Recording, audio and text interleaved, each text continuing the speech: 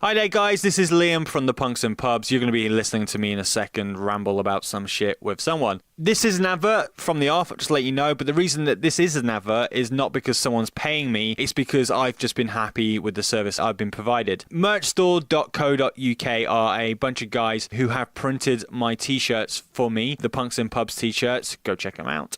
And they've been nothing but amazing. The reason that they've been nothing but amazing is because these guys know difficulties of getting your t-shirts printed for a reasonable price. They happen to be in bands, so they know the process of going to someone and then checking something, and then it's just a long drawn out process. But these guys have made it really simple for me, and the price has been amazing, and the quality of the t-shirts are great. So go and check them out, merchstore.co.uk. I can't make you do it, but I would definitely recommend that you do it. There you go. I'm off. Here's the intro music. I'll talk to you in a second.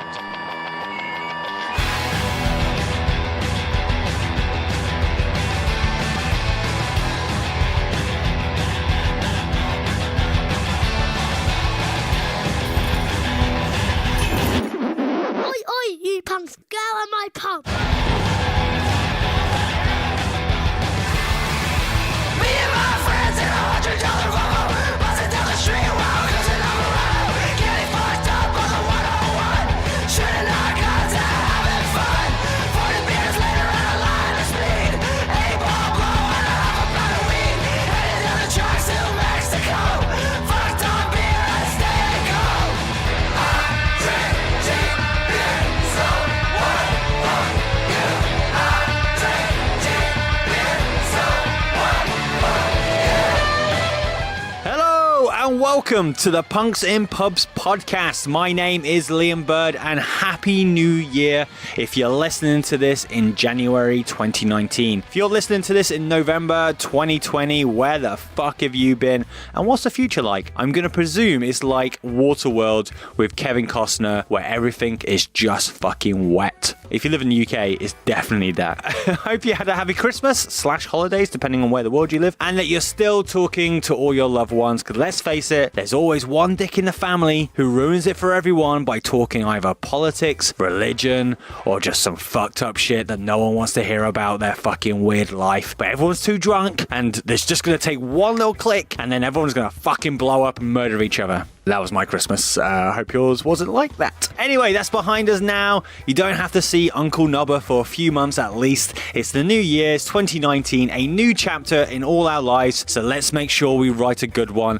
and that Punks in Pubs is part of it. With that in mind, I'm bringing you an iconic way to kick off 2019, because episode 30 is me at a legendary venue at the address that is 100 Oxford Street in London. I'm sat down with the owner, Jeff Horton of the 100 Club. For some of you who might not know what the 100 Club is and why the fuck I was so excited about doing this interview, let me lay down some knowledge. So the 100 Club was predominantly known as a jazz bar, but back in 1976, the 100 Club held a 2-day event called the Punk Special. The gig showcased 8 punk rock bands who at the time were unsigned. On the bill was the Damend, Buzzcocks, The Clash, Sex Pistols, Sushi and the Banshee, and the Vibrators, just to name a few. That festival was seen as a watershed moment for British punk rock, moving from the underground, coming to the mainstream. Since then days, the 100 Club has also seen the rise of ska, reggae, and Britpop. A club with just a capacity of 350 people has seen it all. He has bought the t-shirt, and Jeff is gonna fucking tell those stories in this podcast. We're sat in the backstage room where legends have been. Me and Jeff talk history, music, and legacy of the 100 Club. You will hear names like Paul Weller, to John Lydon, to weirdly Matt Willis of Busted, as well as stories about how Sid Vicious' actions marked one of the worst days of Jeff's dad's life, how Jeff's punk ethics could have got Paul McCartney killed, as well as how the club created life for the legendary nighttime presenter that is Jools Holland. Jeff talks about his love for punk, as well as the 2-week punk festival that he puts on himself every January. It's going on right now, so make sure you go check out the lineup online, www the100club.co.uk. As well as that, you will hear about how the club came to be in Jeff's family and the struggles he's had to make sure it stays that way. We also talk politics and how the politicians need to do more to safeguard venues like the 100 Club to make sure that the next wave of British music has a home to learn their craft. And like the 100 Club, we at Punks and Pubs like to give time to new and unsigned bands. So stick around to the end of the show where you will hear music from New Jersey's very own P-Funk North. You want to stick around for that. Quick update, we still have t-shirts to sell you. They're £15 each, including postage and packaging, posted worldwide. Go and pick yourself up a Punks in Pubs t-shirt. That's it for the plug. Let's get to the interview. This is episode 30 of Punks and Pubs with the 100 Club's Jeff Horton. You're going to fucking love this interview, I promise. I will talk to you after the chat. Enjoy. Redeem, come forward.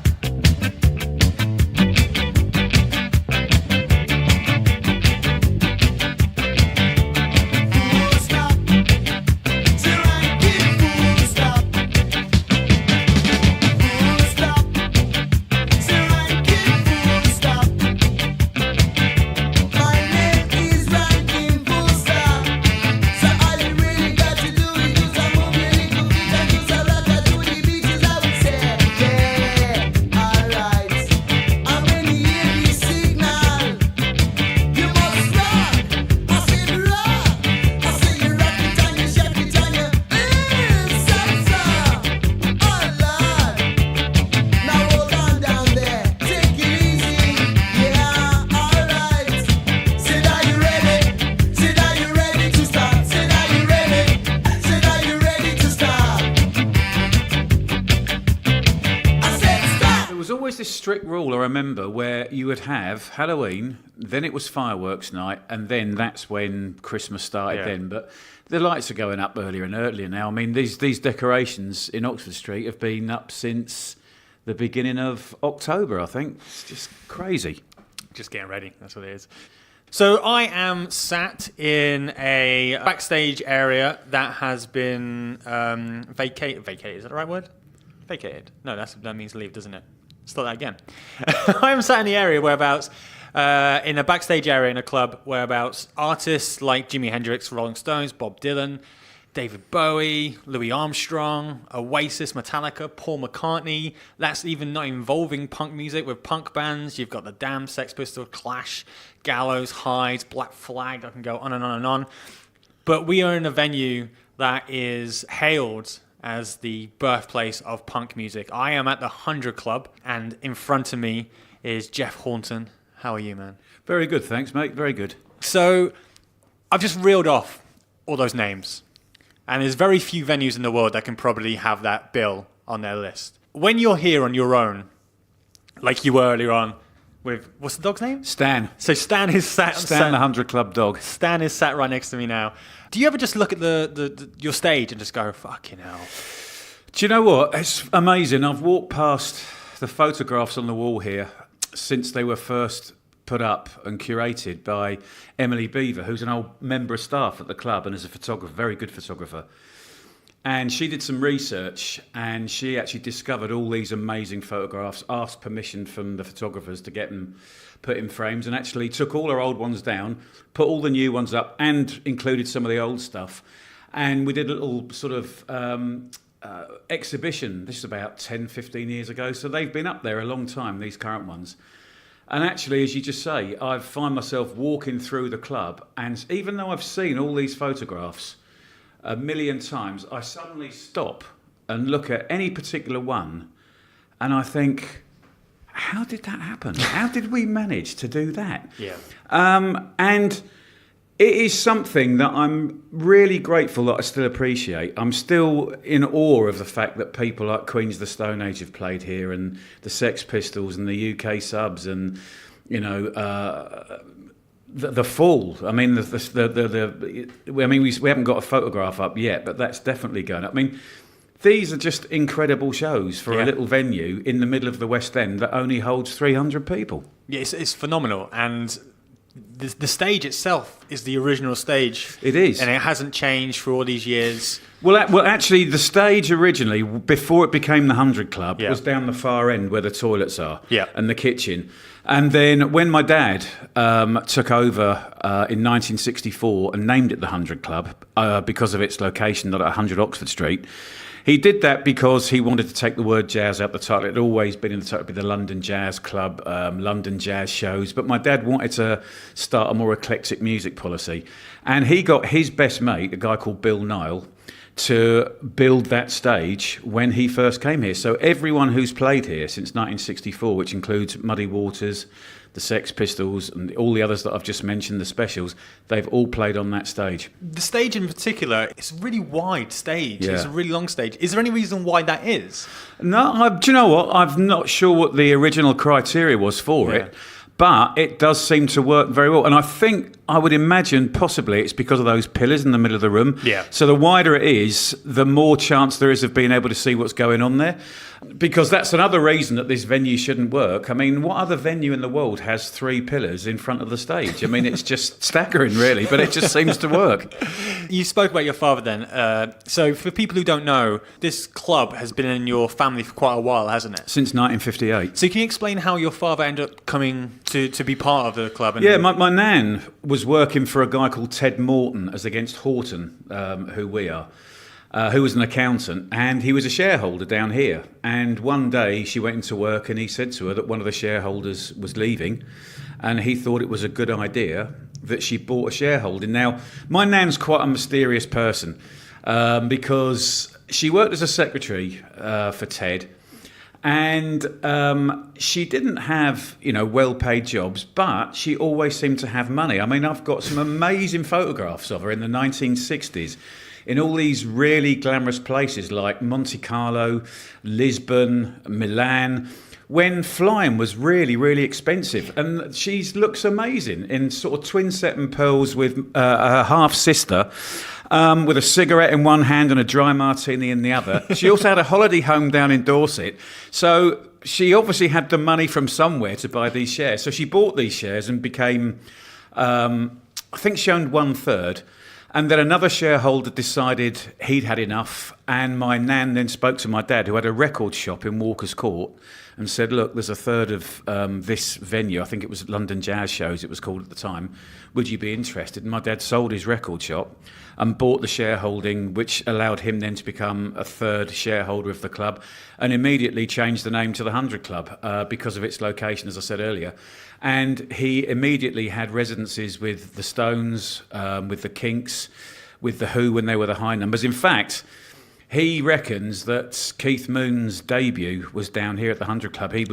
He came in for a trial in the afternoon, got the gig there and then, and the first ever show, just before they became the Who, was with Keith Moon on drums, was down here. So how did he already have those contacts? Like, was he already from his record store? Yeah, and he worked with a guy. guy called George Webb as a promoter as well. So he was doing quite a bit of. It was mainly jazz promoting, but I think back in those days, jazz was massive. I mean, people like Chris Barber's Jazz and Blues Band, they'd be playing the Hammersmith Apollo, and they'd be doing like 5 nights there. So I think a lot of the promoters back in the day and the agents that dabbled in jazz were also dabbling in sort of rock bands.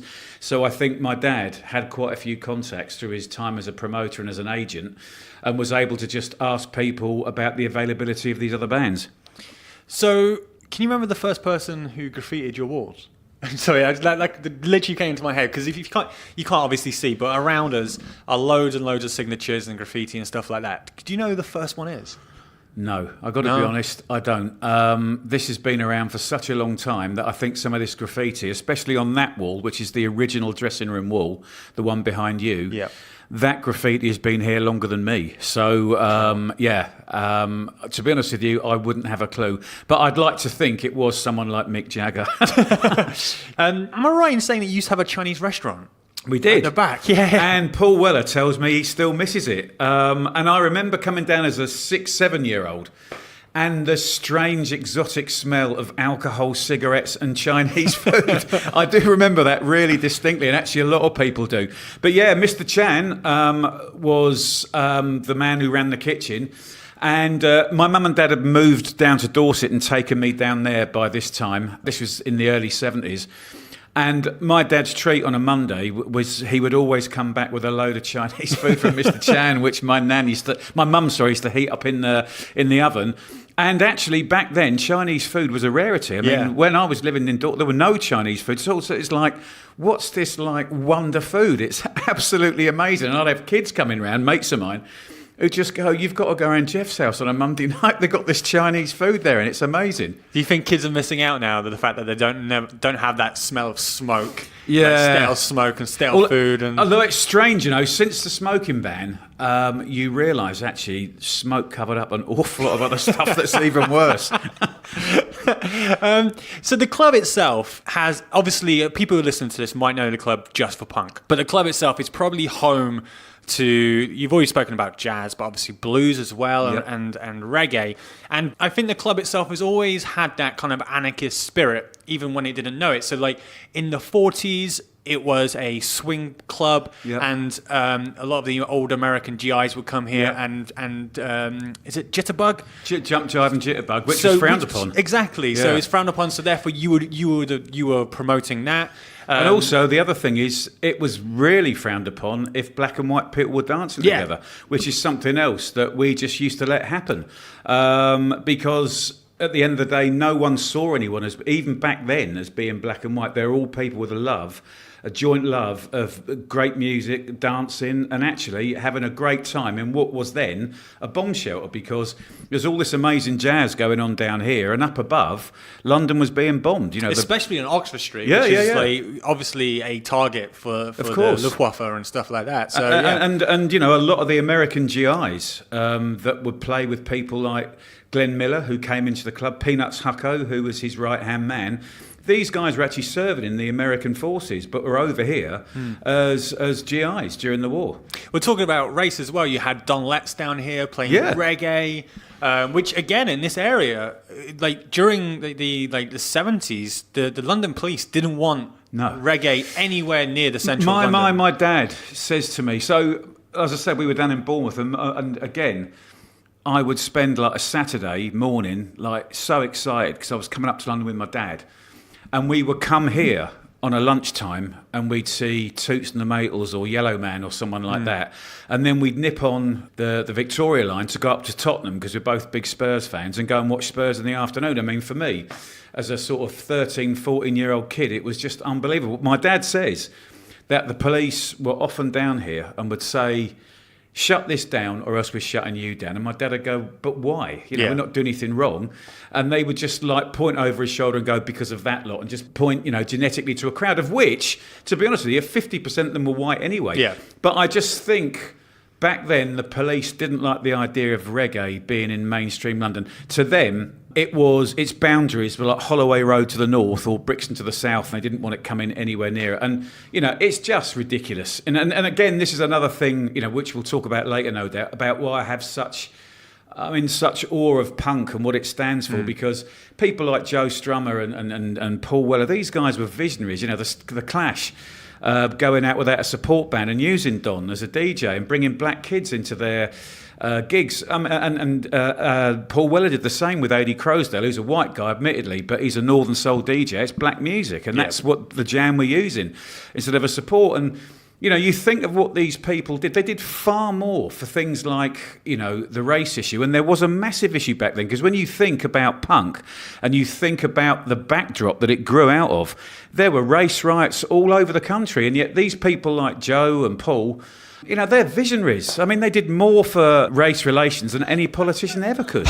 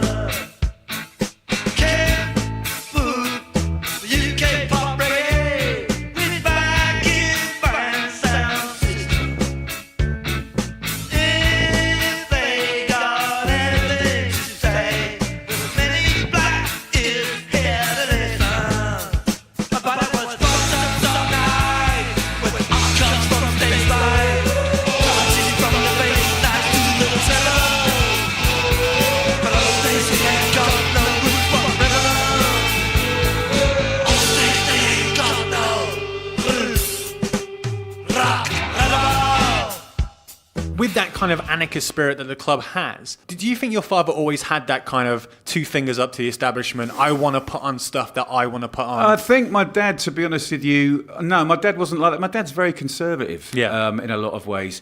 He basically wanted something, I think, that continued to support jazz, because his first love was jazz. But he knew a lot of very clever people like Ron Watts, who did the punk festival in '76, and other quite sort of outlandish people that I think he actually really admired from afar, but wasn't really like that.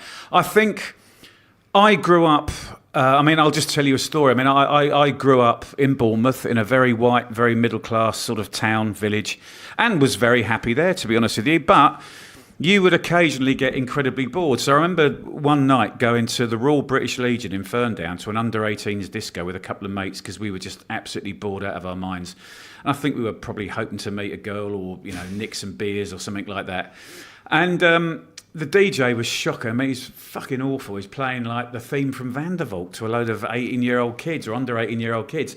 And Come On Dance with a Saturday Night Band. And he suddenly played Anarchy in the UK. And those 3 minutes changed my life forever.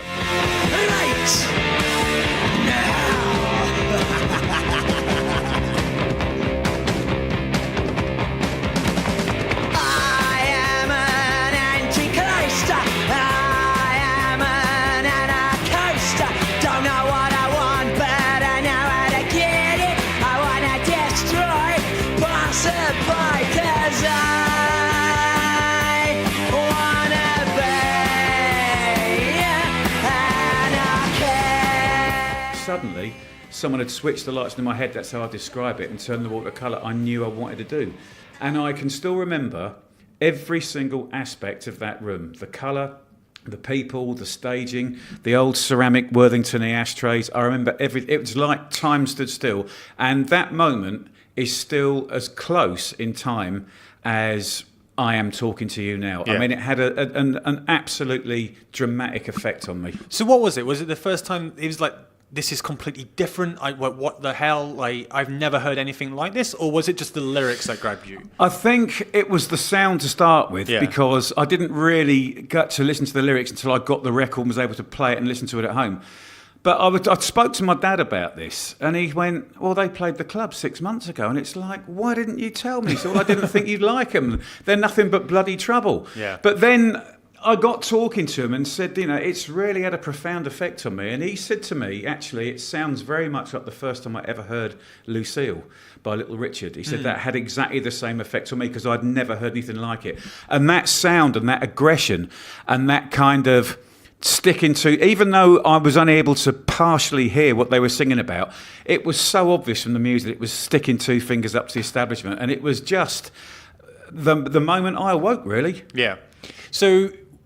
we spoke about, you briefly spoke about the festival that you had here, the punk festival that you had, whereabouts the Sex Pistols, the Clash, the Damned, Sushi, all played here. You said that you wasn't actually there, but no. Hundreds of other people say they were. More people than I can actually probably fit in this club. Can you remember, what did your dad say after that festival? What was he like? What the fuck have I just put on? No, I don't think he did. I think my dad at the time was just very pleased with the bar receipts. He just thought it was great. And he thought it was another movement. And to be fair to my dad, he had overseen quite a few movements by this time. So I think he thought it was just another phase that would come and go. I think everyone did. I don't think anyone at the time believed that it would have the implications that it's had for the movement and also for the 100 Club. Yeah. I speak to punks my age. I speak to young kids that are punks because there's loads of really good, cool punk bands coming out. Bands like Cabbage who've played here. And, when you talk to them, they all know about the 100 Club. They all know because their dads had told them about it. And I just think that no one at the time realised the knock-on effect that it would have. And I still say that we've been very lucky here because we don't, I personally...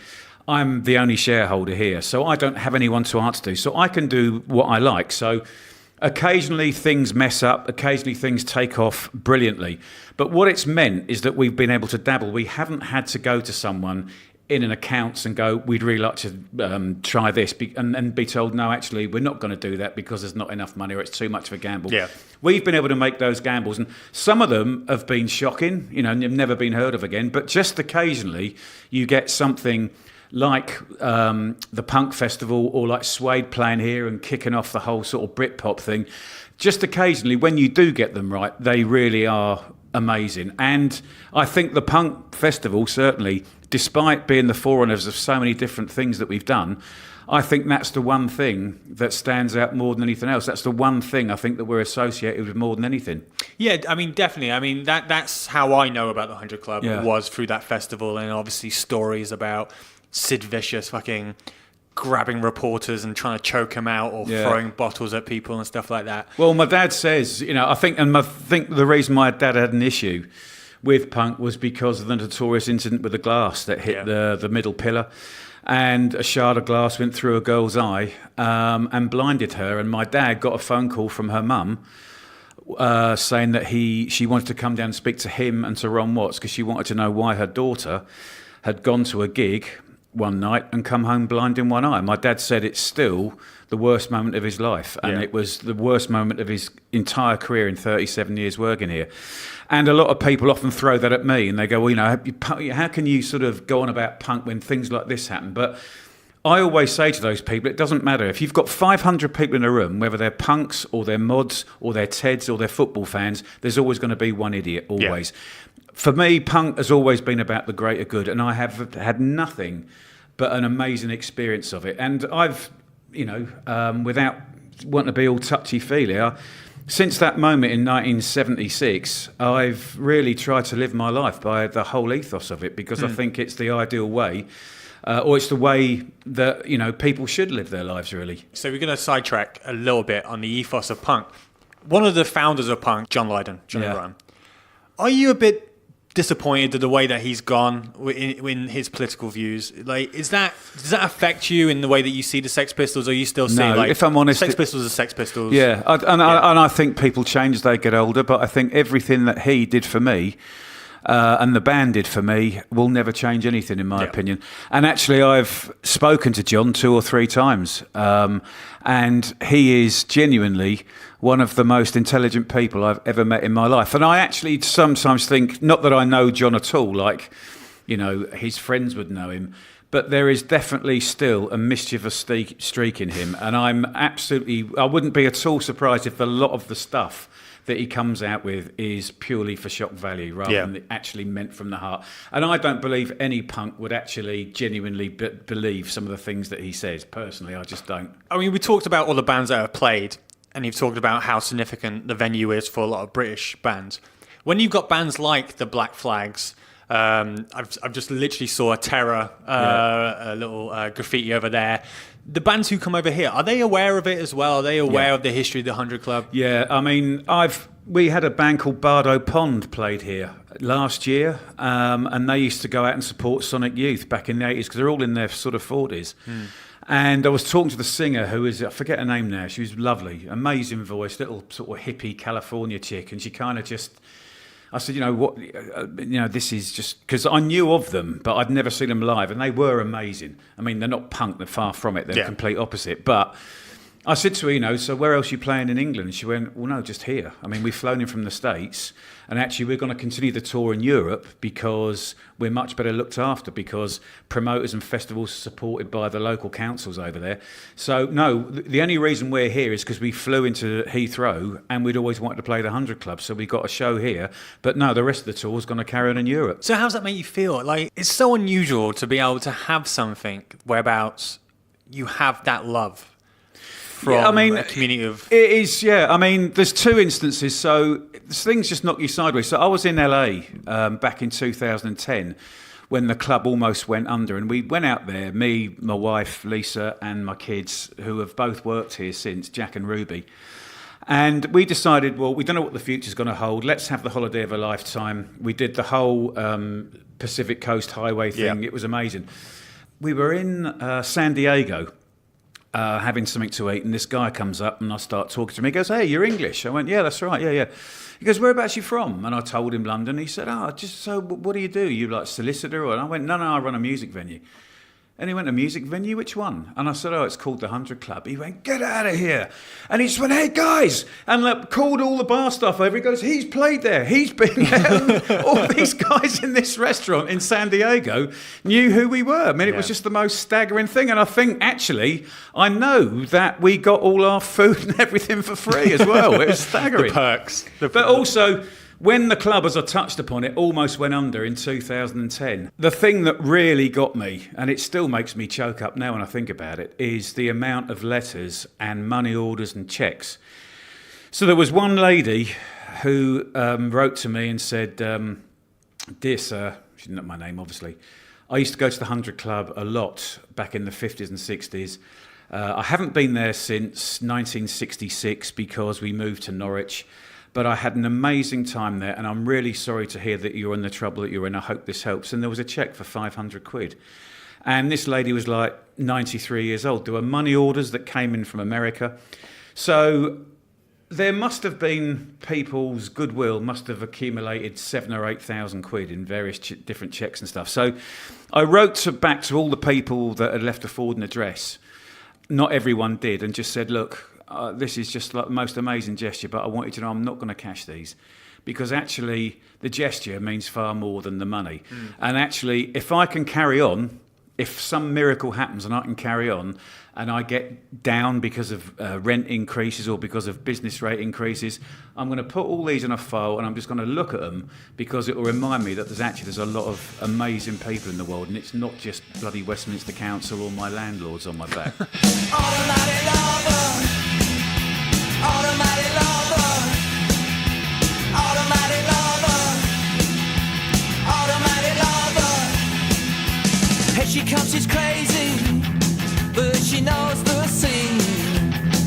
Carries an automatic pistol, but she ain't got no magazine. Run for cover, she's the kind of thing I was warned up by my mother. Automatic lover. So you spoke about that night whereabouts the Sex Pistols kind of played and changed your world. Where did you go after that? Like, what was it like instantly record shop? I want to find a record shop. So very shortly after that, I started working for Bill Null, the guy that built the stage, funnily enough. Bill used to be in a band called the Bill Null Good Time Band. And he was my dad's best mate, and he played on that stage. And he was actually here when I had my 6th birthday. And I remember him saying, there's a very important person in the room. It's Jeff Horton. It's his 6th birthday, and just wanting the floor to open up and just kill me, you know. But I remember we were driving up to Scotland because by this time he'd met a Scottish lady, and they were doing very well. She was had their own employment agency, and oil had just been discovered in the North Sea. And she was flying out roustabouts, and Bill was building houses because he was a very clever guy. In fact, Bill actually built me, believe it or not, my first record player. He actually built me a record player. That is the honest truth. A record player? He just got all these parts, the turntable, the arm, and everything else, and then assembled a box with some sort of electronics and just made it all work. I mean, he was just the most amazing bloke. So I went up to work for him on this building site because I didn't know what I wanted to do. And with my first pay packet, I went to the record shop in Aberdeen, in Union Street, and I bought the first Clash album. Yep. And then that was my other kind of out-of-body experience. So I'd heard Anarchy in the UK for the first time, and then when I'm playing this record, I put on the track Deny, and there's a reference to the 100 Club on it, and I'm just thinking, it's like the big golden finger pointing out the sky. Somebody is telling me this is my destiny. It must be. And then I went to see now I have seen thousands and thousands of gigs, mainly here. But one of the greatest gigs I ever saw was a few months later when I'd moved back down to Bournemouth, and I went to see The Clash at the Bournemouth Winter Gardens, which is quite a notorious gig. And I've still got the headline of the following day's Evening Echo. And the banner headline is "Never Again!" ! And then the first paragraph is something like, Bournemouth councillor John Smith, whatever his name was, has vowed to ban punk from Bournemouth after last night's show with The Clash at the Bournemouth Winter Gardens.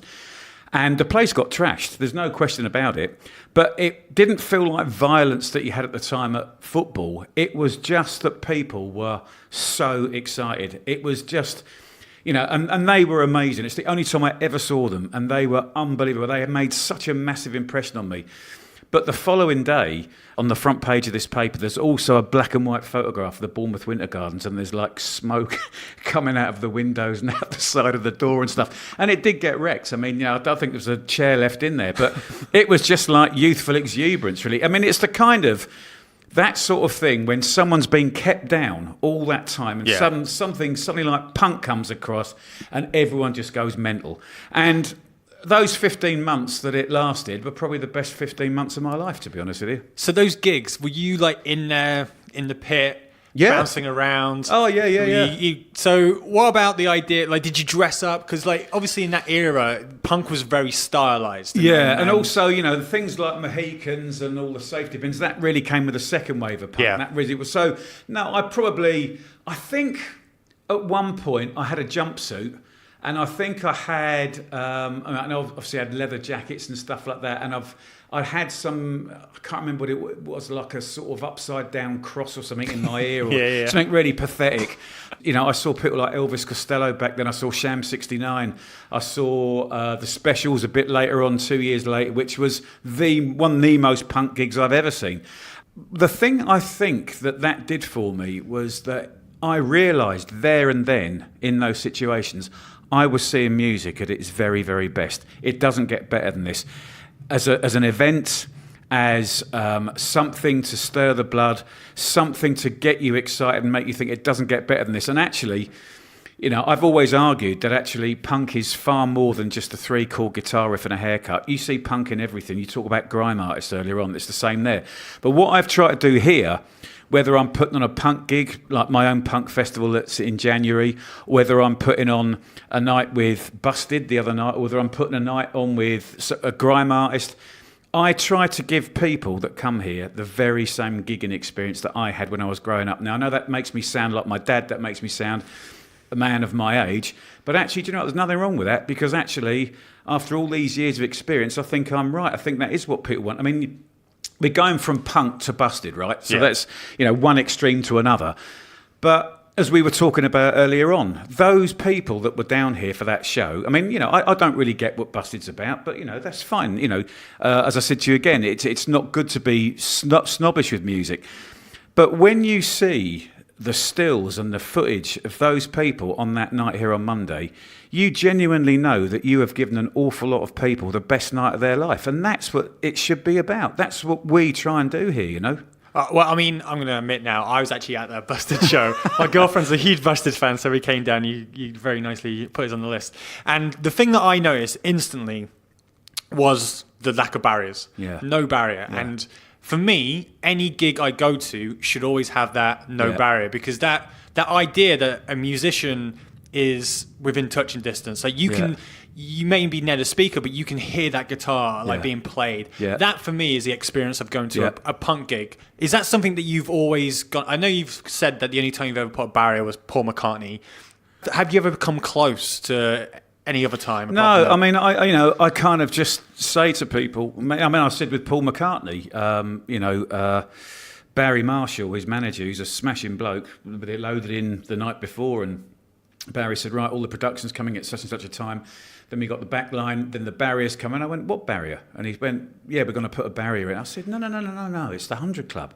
I said, I know it's Paul McCartney, but no, he's got to play it like the 100 Club, surely. And he said to me, Jeff, it's the 18th of December, or 17th, I can't remember what the date was now off the top of my head, 18th, I think. He said, it's very, very close to the anniversary of the assassination of John Lennon.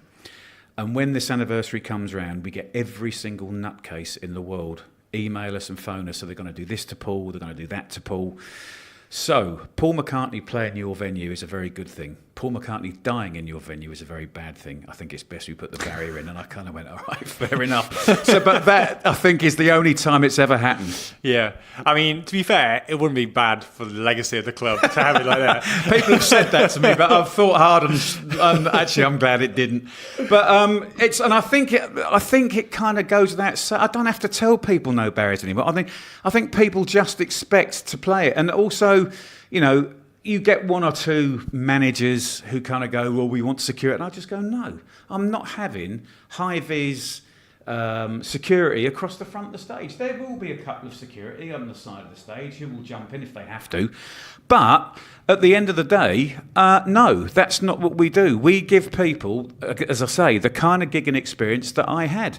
And, I remember being at the Southampton Gaumont or at the Hammersmith Apollo, or Hammersmith Odeon as it was, being crushed right up against the front there and just thinking, this is amazing. And I was talking to Bobby Gillespie a while back, and Bobby said to me, he said, the fun has just gone out of doing festivals now because I'm a front man, I don't play anything. My job is to communicate with my audience. How can I do that if they're a football pitch length away? I can't possibly do that. And actually, I've never understood how it went, quite recently at all the big festivals, from the crowd being right up against the band to suddenly disappearing, 100 yards away. What happened there? Health and safety. That's what happened there. I mean, if you go to Brixton Academy now, which was one of my most, for a big venue, I do like Brixton Academy is an amazing venue, I agree. But they've now got those barriers that are kind of scattered. So there's one in the middle, and then there's another one to the right, and another one to the left, and then there's another one in the middle. And it just separates people so much. So therefore, there's no circle pits really going. There's no, I think it's their way of trying to stop, injuries, really. It's their way of ticking a quota. But you see, the thing is, right, I'm a man of a certain age talking now, and I do, and I have punk through me like a stick of rock. But there is risk with everything. If there wasn't, life would be so bloody boring, it wouldn't be worth living. At the end of the day, either of us, touch wood, it doesn't happen, we could walk out and get run over by a bus. What is the worst thing that can happen to somebody? I'd like to know what the figures are for people that have died at festivals or watching live music. It will be absolutely tiny in terms of percentages of people being seriously hurt or killed at any gig anywhere, whether it's a grassroots music venue, whether it's an arena, or whether it's at a festival. I would imagine off the top of my head, it's something like 0.001%. So why all this over-the-top health and safety? I've got a friend who tried to start their own festival, and it was just ridiculously expensive for insurance, and this is what you're up against. I was talking to a mate of mine, Ronnie, who's worked with various different promoters for ages, and he said that he was doing M&M at Wembley. Oh, wow, okay. He said, and the following day they got a complaint from a woman who said that she heard an enormous bang and ran out the toilet and ran out and missed the M&M show. And we went, and they said, well, it was the pyrotechnics going off at the M&M show. And she said, well, I thought it was a terrorist attack. So he said, well, did you not notice that there weren't hundreds of thousands of people running out of the stadium with you? Yeah. And that's kind of what it's become now. Do you know what I mean? It's just ridiculous. So someone's in the toilet, she hears a bang, she runs out thinking there's a terrorist, and it's just like the pyrotechnics, and it's just, and she wants her money back. It's just crazy. That's just someone who had a shit show, and they just want their money back. That's what that is.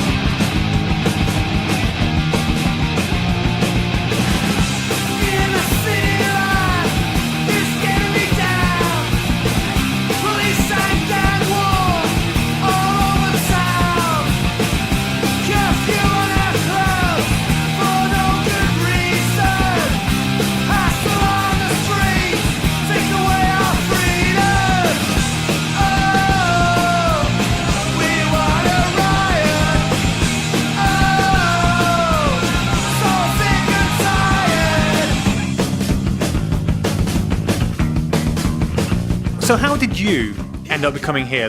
Did your dad, was it always in the line that you were always going to come take over from Dad? No, I was actually adamant that I wanted to be involved in music, but I didn't want to work here for my dad because I had a very strong relationship with my dad, and I knew a lot of people that had walked into family's business, and it had been an absolute disaster. They always say don't mix money with family. Exactly. So. But I remember I was building aeroplanes at Herne Airport for British Aerospace in the 80s. And I just passed my apprenticeship, and 2 weeks later they announced they were shutting the whole factory down. This is in 1984. So my dad said to me, he'd been speaking to me on and off for about a year, saying, Jeff, look, you should really come and start working. We need some help. Da, da, da. And I kind of just said, look, Dad, it's father-son thing. No, it doesn't really appeal.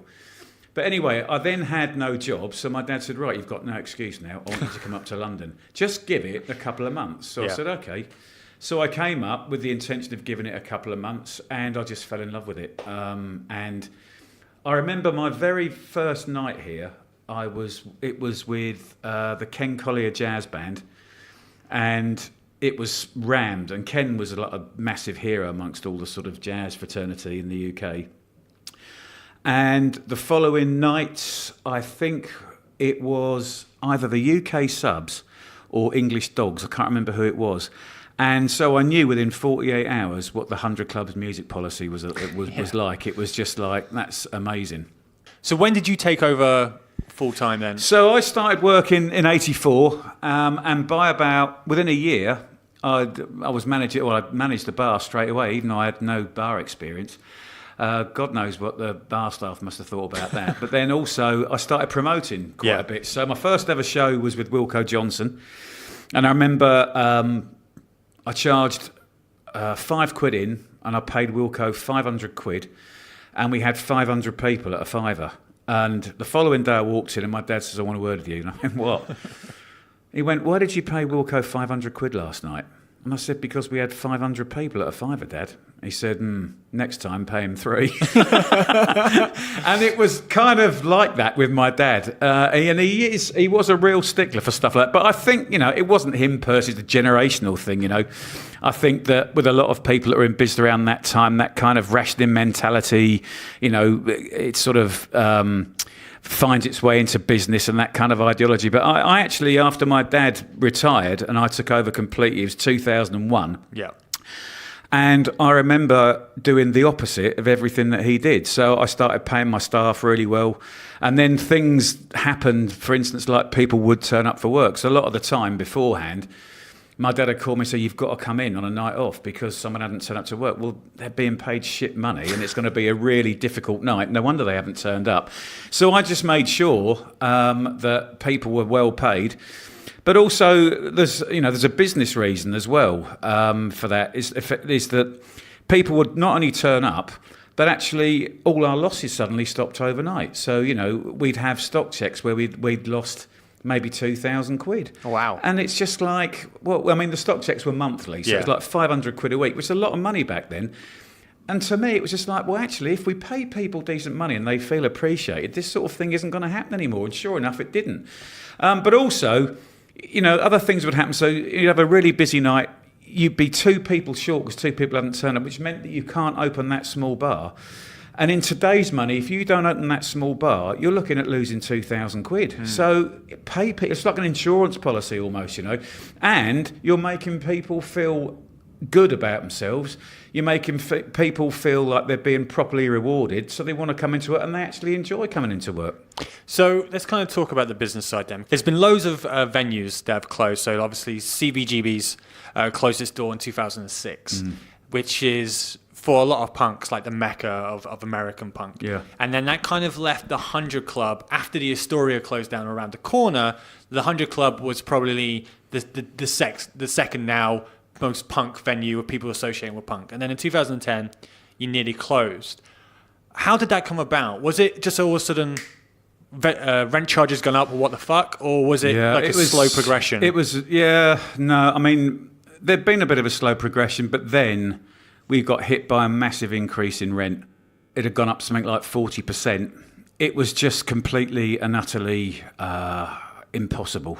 And if I'm honest, I made the decision I think we announced it in the September that year, because I owed something like £20,000 for that quarter's rent, and I was issued with bailiff notice.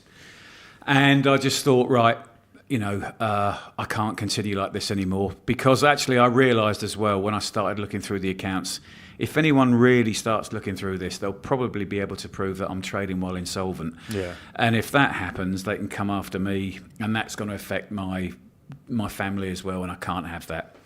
So I made funny enough, a guy called Phil Strongman, who's a mate of mine, just called me out of the blue one day while I was pondering all this and said to me, Jeff, I hear the 100 Club's going to shut because of Crossrail. Can I come and chat to you? And I said, Phil, it's got nothing to do with Crossrail. It's nothing to do with them at all. I said, it's just that we cannot cope with the constant increases. And it's just like the invisible ones. Things like duty on alcohol have gone up something like 12 times in 18 months. And it just closes your margins to such an extent, there's nothing left to play with anymore. So I said to him, Phil, we can't continue any longer for the reasons that I've just said. I'm announcing that the club's shutting at the end of this year. And I calculated, because September to December is my busiest time of the year, that actually, if I made the announcement then, every single night would be open, every single night would be packed, which would earn me enough money to be able to pay off all my debtors, and I could just walk away from it. And so I went to the press and I told the world, what we were paying in rent. I told the world what we were paying in business rates. My landlords were furious. I was going to say, you must have got a backlash from that. Yeah, I did. I mean, I had a massive fallout with them over it. But as I said to them, look, I've been to see you 4, 5, 6 times now, and I've pleaded with you, to just please just keep a lid on our rents. It's a really important place. And I have warned you that if people hear that the 100 Club is shutting, they're not going to be happy.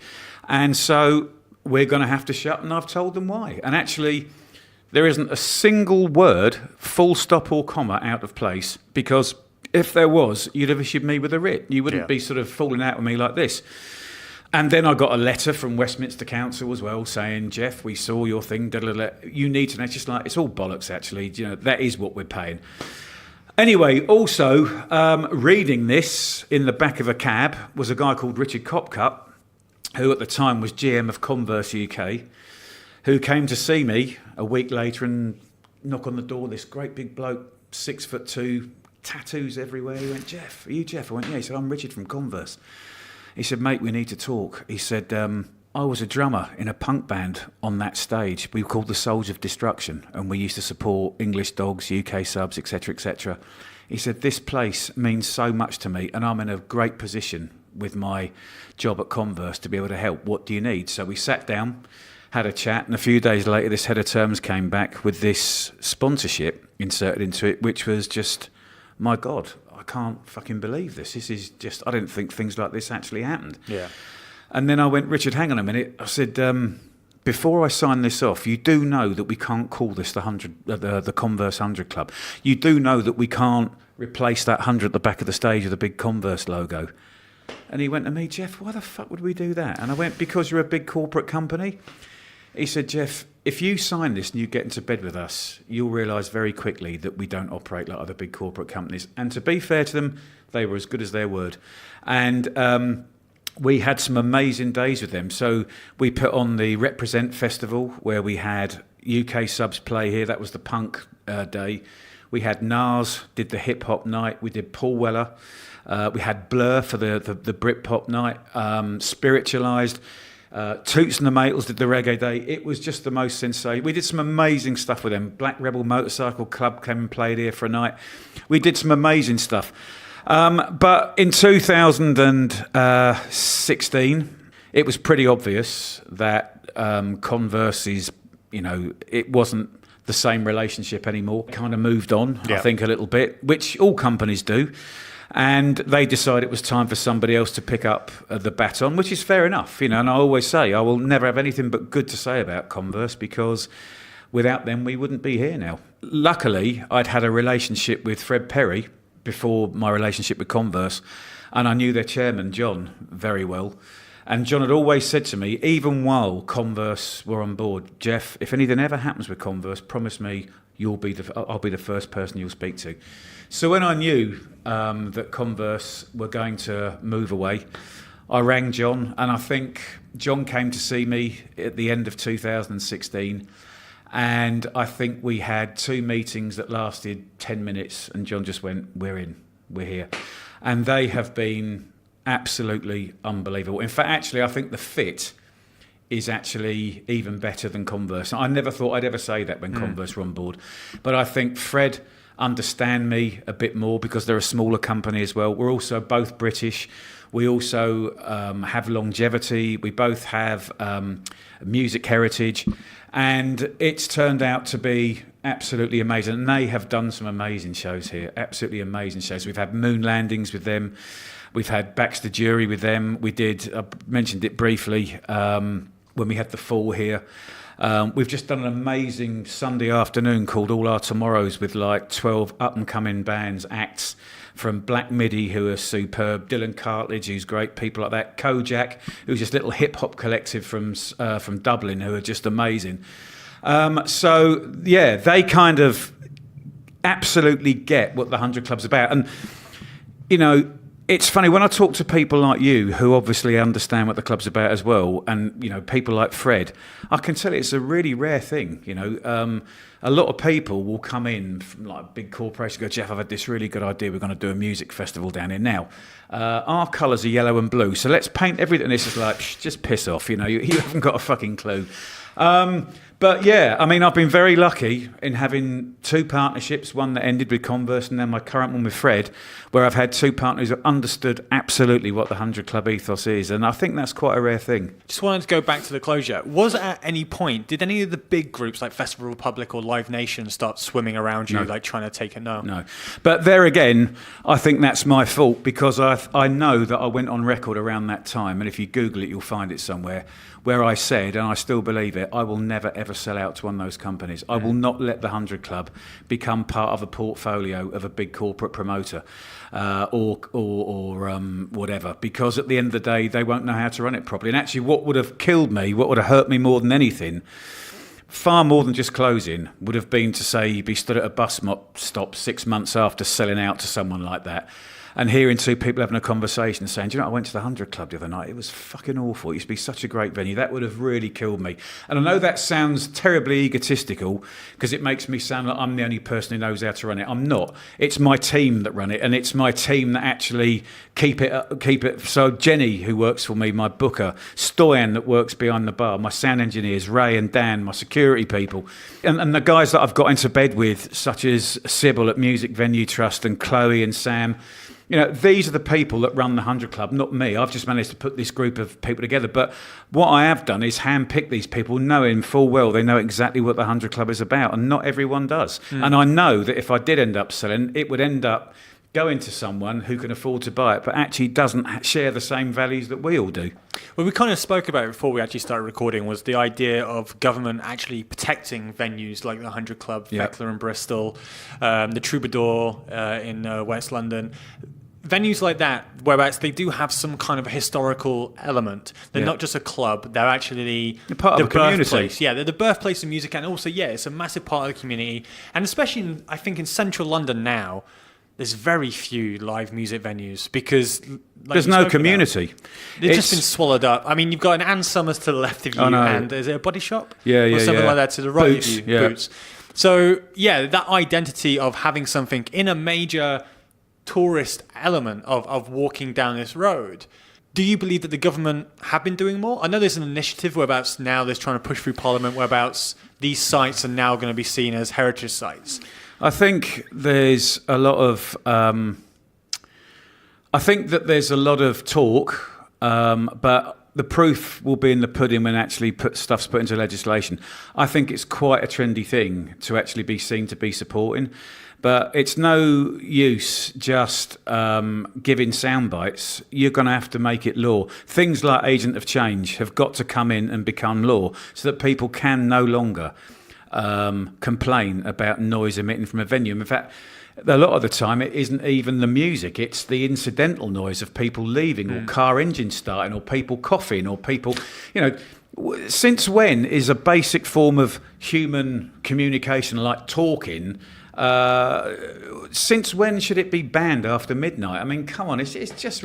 And the problem I think we have in London is there are a huge amount of entitled people from all over the world that are very wealthy, that move in here because they think, London's really cool and trendy, and then want to fucking change it all. I mean, it's just, I'm sorry, again, I'm a man of a certain age talking, but if you want to be able to go to bed at 9 o'clock at night with your windows open without being disturbed, then go and fucking move to Sussex or Surrey or something. You can't possibly be expected to do it in central London. And actually, it's a really unhealthy thing for business. I mean, at the end of the day,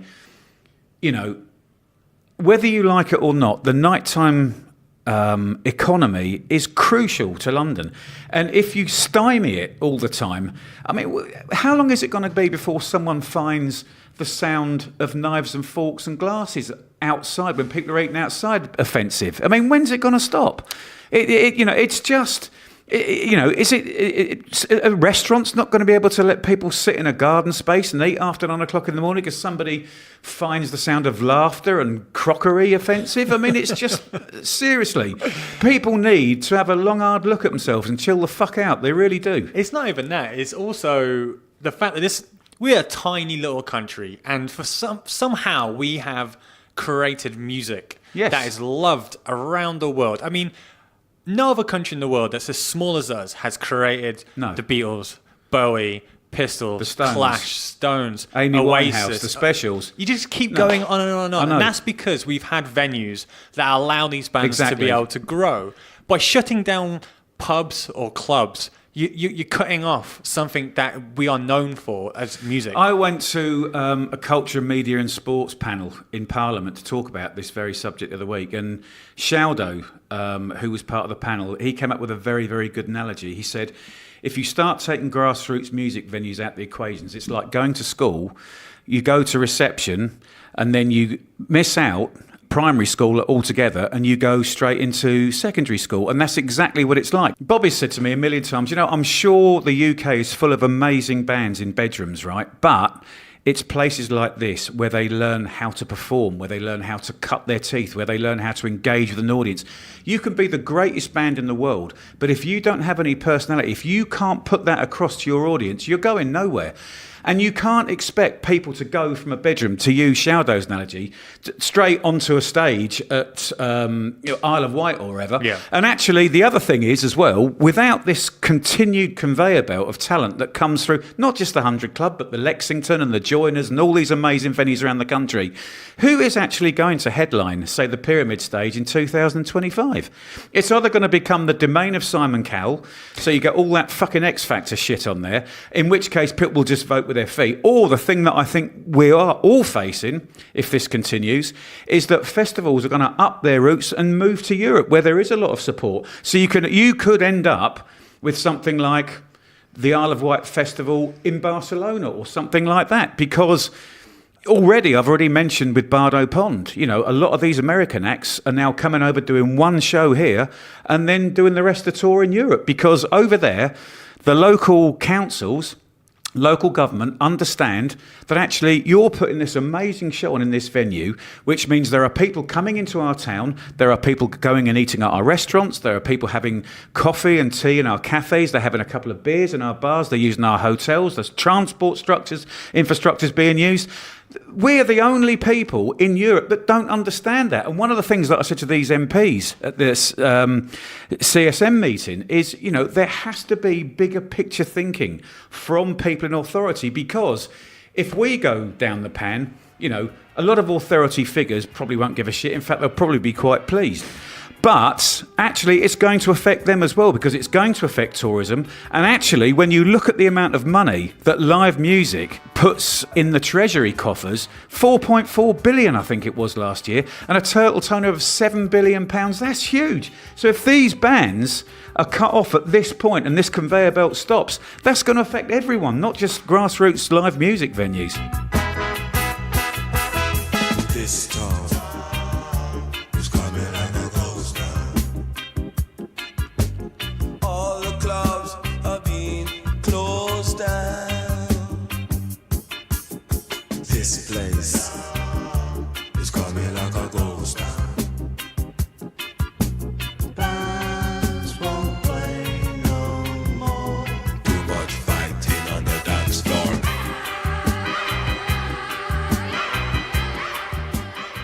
So we spoke about how Fred Perry are kind of understanding how you want to work and also putting on shows as well. Something else that you've done as well, you've done a book, 75 Years of the 100 Club, whereabouts, I think it's fascinating, whereabouts it's not just about the people who play the stage. You've got bar staff, Yep. people who came, doormen and stuff like Yep. that. So how did that come about? And also, have you gone through and gone, holy fuck, I never knew about this? No, I knew most of the stuff in there, but we always feel, as we've said repeatedly here, that the 100 Club is about the people, right? Yeah. It's my name above the door because someone's has to be. But when all the things that have happened, when we've been in trouble, as I mentioned with the checks, and the other things that I haven't mentioned, so during that time in 2010, there were lads coming into the club who'd never been here before from places like Liverpool and Leeds and Newcastle and Oldham, and just going, are you the bloke that owns this? And I go, yeah, and they go, come here, mate. And they just give me a big hug and they just go, we really hope that you stick through, because we've never been here, but we've heard all about it. So it is, I truly believe it's a place for the people. We've never discriminated in terms of, certainly not on things like sort of where you're from, but in terms of money. I mean, there'll be often, me and my team, there will be people who will ring up and just go, is there any chance of getting a ticket for such and such without having to pay one from a tout? And there isn't, but we'll just go, we'll put you on the 100 Club guest list. And people can't believe it. In fact, the guy that does all my T-shirts, he rang me or emailed me to come and see the Alice Cooper show. And he said, is there any chance, 'cause I'm coming down from Newcastle? And I said, no, I'll stick you on the guest list. And he went, well, why would you do that? You don't know me. I said, but you're a fan, and this is what it's about. It's not about the industry. It's not about agents. It's not about record labels. It's about people like you. You're a massive Alice Cooper fan, I can tell. You can come in on the guest list. It's fine. Then that guy got in touch with me again, because he's massively into punk, when I started doing Resolution. He went, Jeff, you may not remember me, but you're the guy that you let in for the Alice Cooper show. Actually, I want to do all your 100 Club punk T-shirts, and actually I'm going to do them for £4.25 and deliver them as well. So, that's kind of in a nutshell what the club's about. That's my vision of it anyway. And I think that's massively important, I think it's massively important. It is about people, life's about people, and it's something that modern life seems to kind of forget sometimes. Everyone's so busy socialising on Twitter or Instagram or Facebook. I think if people were to have more face-to-face conversations, the world would be a much healthier place, I think. That, to me, was the punk ethos. What you just did right there was, it's kind of like pay it back. You do stuff because you know it's right. You keep it in for the scene because people like that music. So why would you stop someone else from enjoying Exactly. it? That for me, in one sentence, is and just my the punk daughter ethos. Ruby, who I'm really proud of, she's just finished a degree at Newcastle, but she absolutely loves music and she loves beer and she loves the 100 Club, and she's been helping me a lot, especially with Resolution. So she went from just doing the door when she was sort of 18, and a lot of kids was quite nervous, and I said to her, just get down there and do the door on my festival because you'll love it. And she skipped out the door and skipped back every night, and she's gone from doing the door to not, well, she still does the door, but also she does all the ticketing, she does all the social networking stuff, she does all the riders, all the production, and she absolutely loves it. And she was doing the door last year, and there were two girls that came down twice to see UK subs, and I can't remember who else they came to see, the boys. Then they turned up another night, and Ruby said, it's really nice to see you. And they said, we're not coming in tonight, we're students, we've been twice, we haven't got any money, we can't come in. And Ruby, without any prompt from me, just went, don't be daft, just go down. And I said to her, do you know what, Ruby, when she told me, I said, I'm so proud that I haven't had to teach you that. Yeah. That's exactly how you behave, that's exactly what you do. Having two young girls into a punk gig, that really summed up what Resolution's all about now. So if you look at the demographic, you've got old punks like me in here, you've got old rastas from the punky reggae party, you've got kids that are obviously into grime and hip-hop, skater kids, two young girl students, 18, 19 years old. That is what it's all about. That's what the club's about, and that's what Resolution represents, really. Moving forward, obviously you took over from your father. Yeah. You spoke about your daughter then. Do you think your daughter's going to be the one who takes it on, or...? I think that she'd love to, and Jack, my son as well, would love to. Jack, though, he's only just started at university. He's got another couple of years yet before he decides what he's going to do.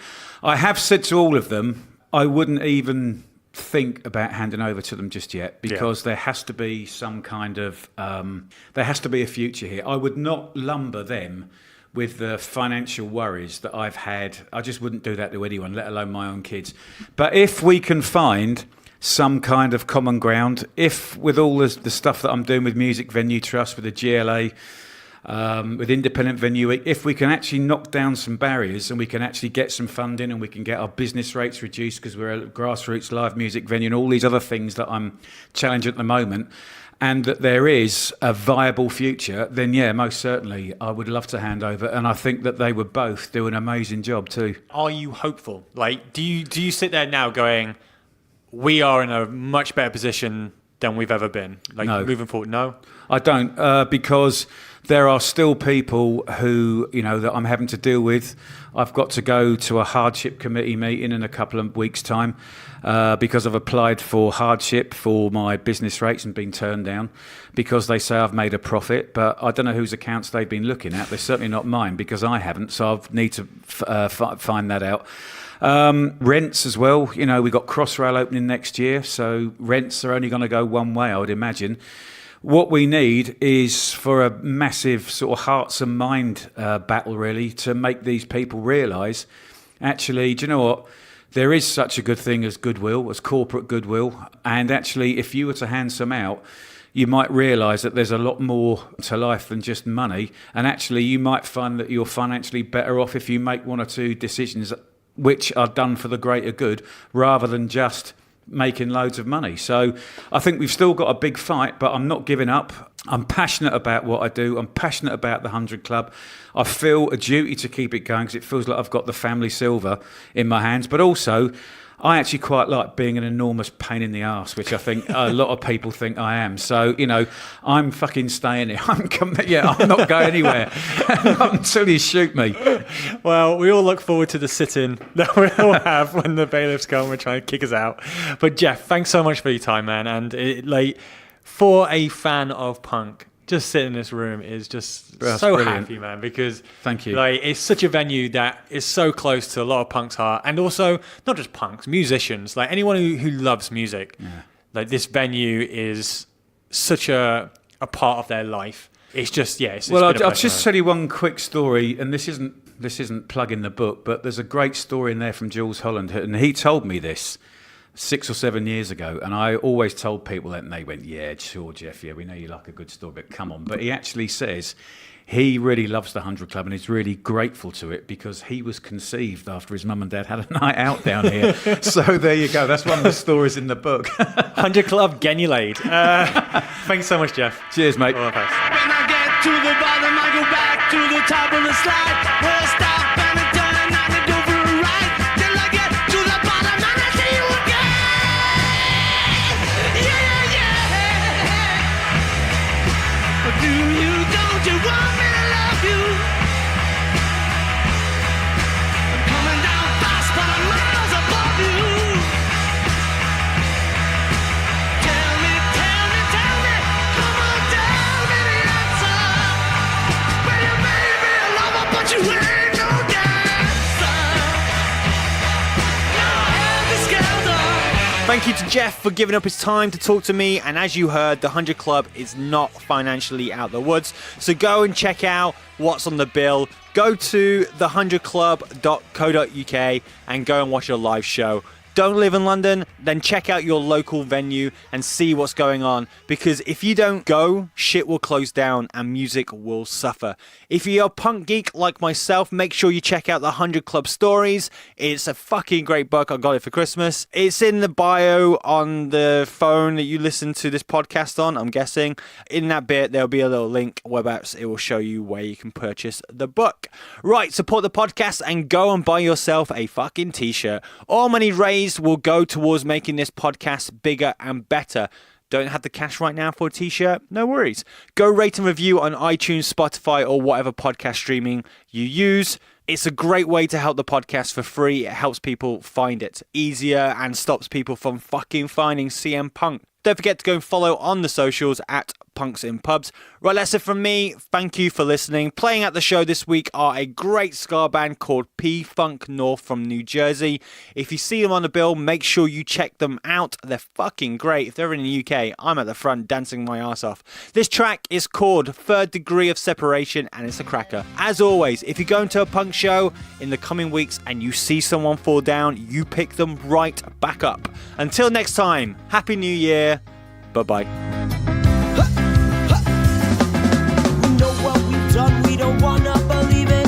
Every single one's played a part for some reason. It's falling into place, 6 degrees of separation, tearing into souls, calling minor abrasions, but we can't stop, won't stop. Let's get crazy. We're older than we've ever been, younger than we'll ever be, forever for a day, forever for eternity. Furthermore, forever yours, if only temporarily will lie. I can take it and try this time. Oh no! Why, oh why did you have to go and burn me to the 3rd degree? Well, this time, this time, this time.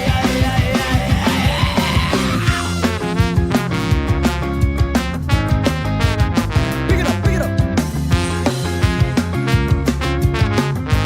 Here we go.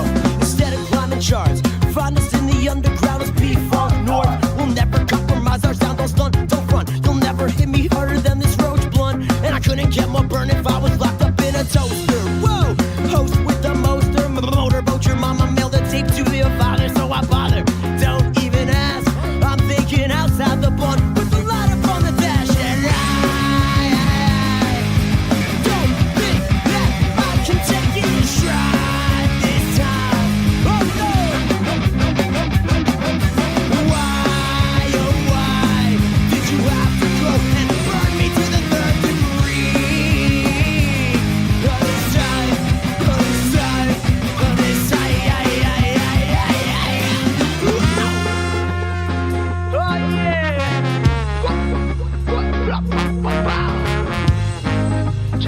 Check out my melody. Oh yeah.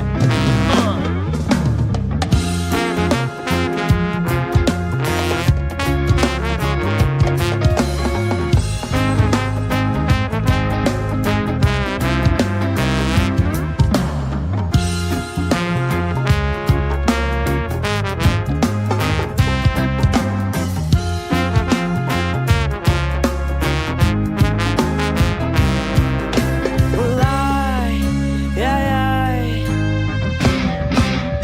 don't think that I can take it in stride this time. Don't think